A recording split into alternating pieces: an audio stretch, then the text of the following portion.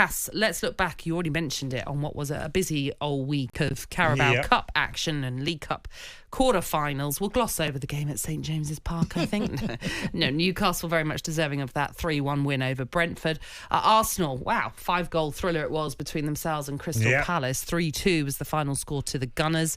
Liverpool beat Southampton 2-1, and we all know about the humdinger between Tottenham and Manchester United 4-3. We'll get into that one in just a moment.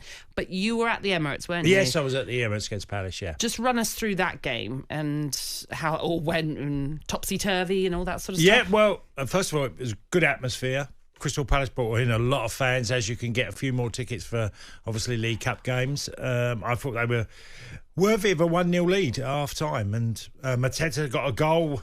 Didn't play particularly well defensively, Arsenal.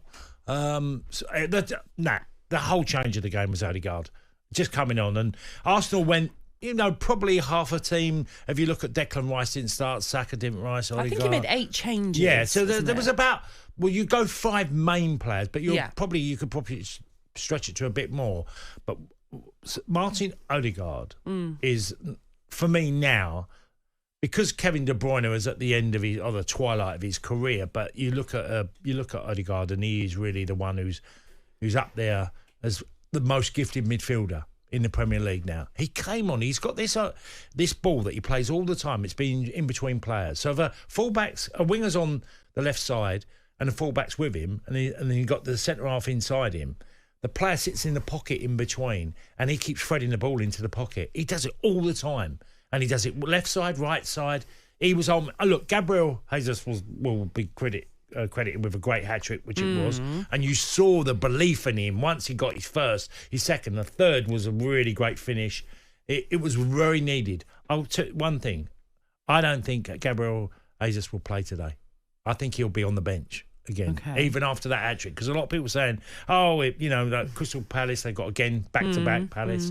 I think he'll be on the bench today. So you think he'll revert to Kai Havertz or something? Yeah. He will. And look, he didn't do himself any, he needed a goal badly, but you saw the belief in his play by the end of the game. I thought in the end, Palace just got beaten by a team that were relentless in the second half. The second half was a completely different performance by Arsenal.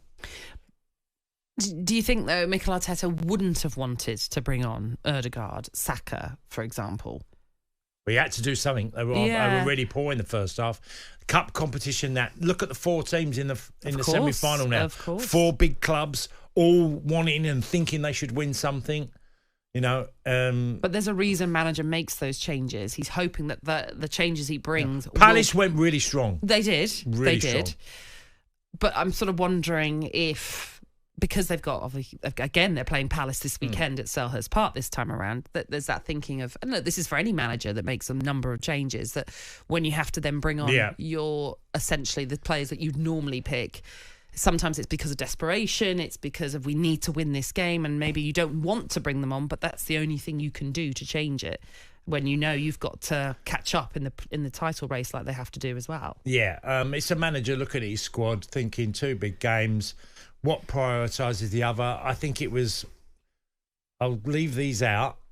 And hopefully we'll still be able to do the job done.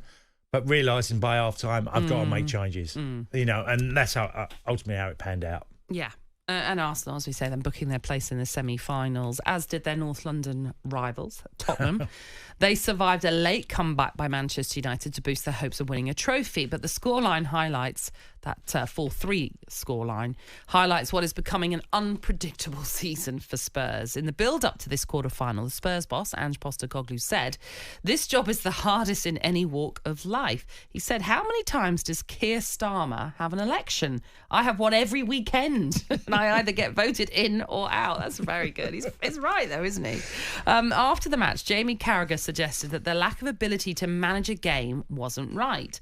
Postecoglou responded to those comments yesterday.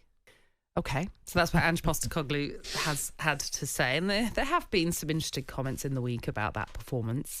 And again, he also himself was like, "Are you not entertained at the end of the day? Is that not what it's all about? Football is an entertainment business, and if you're going to win 4-3, at least you've won with some excitement involved." I'm sure some fans would rather it was slightly more reserved at times, just because it can be your heart beating a little bit too fast. It was a crazy game. And it's a ride that Spurs fans are on with Ange Postecoglou. Yeah. They're the best team in the league to watch. Well, the most for unpredictability. Entertainment. Yeah. I mean, Tottenham fans might not see it like that when they've been beaten and turned over at certain times. They're just relentless. Yeah. You know, their obsession with attacking football. And I admire him for lots of things. I think having that side to put on football that is second to none in the Premier League. You know, Liverpool are a good team to watch and have been for years. So Man City, not so. They're really based on possession more than with most things, but they still have real talent.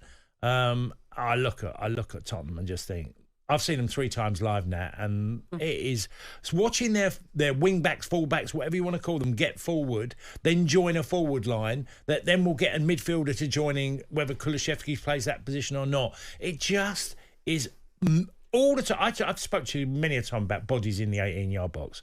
Tottenham get regularly 5 and 6 people in the 18-yard box of the oppositions.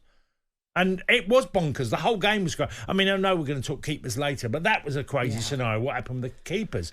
Man United got caught up in this, but you always knew that if United scored, this game is could go any way very, very quickly.